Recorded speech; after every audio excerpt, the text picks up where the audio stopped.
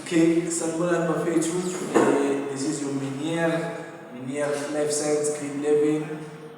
Ziyasuka ke manje first topic, biodiversity and classification of microorganisms.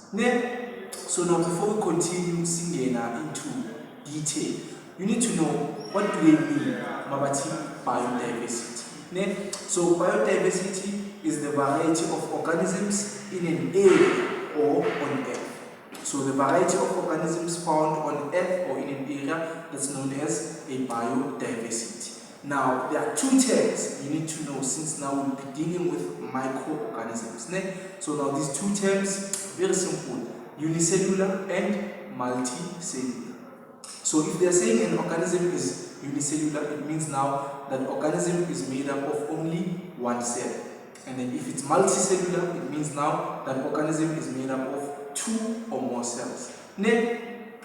Now we move on to classification of organisms. Now organisms are classified into 5 groups or rather kingdoms. Namely, we have kingdom Monera, kingdom Protista, kingdom Fungi, kingdom Plantae, and kingdom Animalia.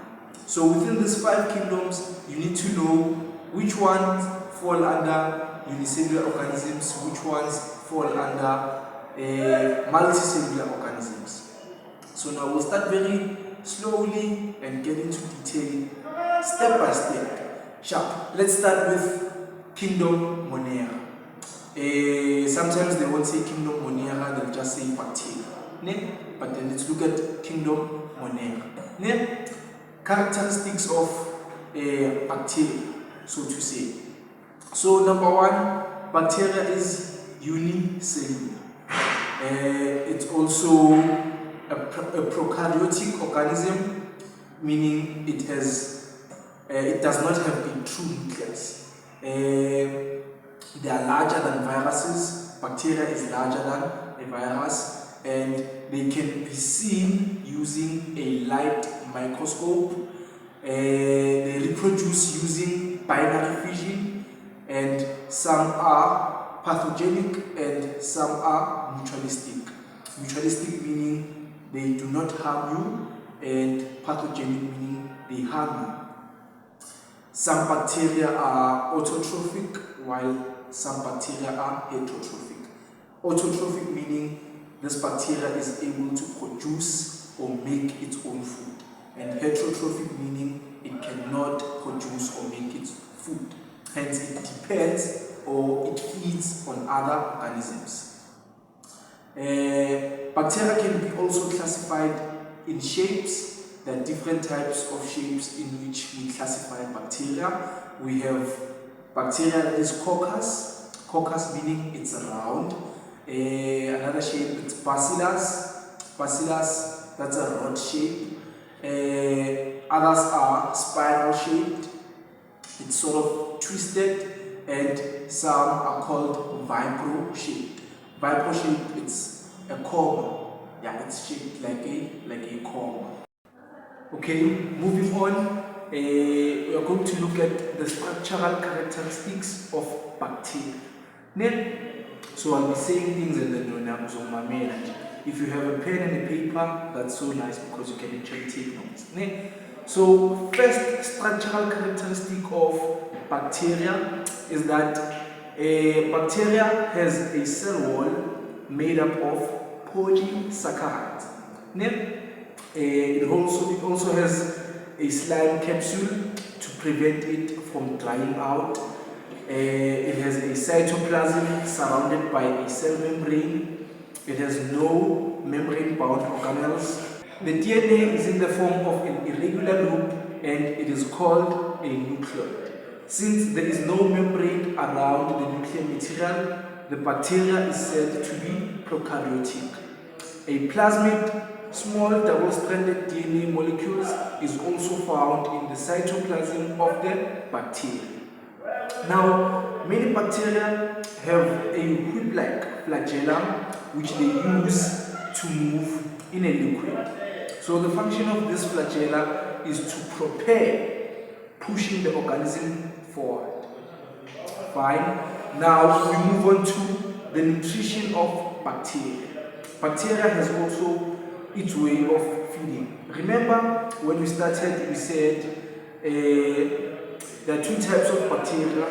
There's bacteria that is heterotrophic, and there's bacteria that is autotrophic. Autotrophic meaning they're able to produce their own food. Heterotrophic meaning they are unable to make their own food. So we are going to look at those two types of bacteria. So let's start with the autotrophic bacteria. Autotrophic bacteria, that's bacteria that's able to produce or make their own food. Now there are two types of autotrophic bacteria. So there's a photosynthetic bacteria and a chemosynthetic bacteria. Photosynthetic bacteria is that bacteria that uses radiant energy to produce its own food. Obviously, it uses radiant energy during that process that we know as photosynthesis. Then chemosynthetic bacteria, it uses chemical reactions to produce or to feed. It feeds on chemical reactions. Then we move on to heterotrophic bacteria. So with heterotrophic bacteria, we have three types.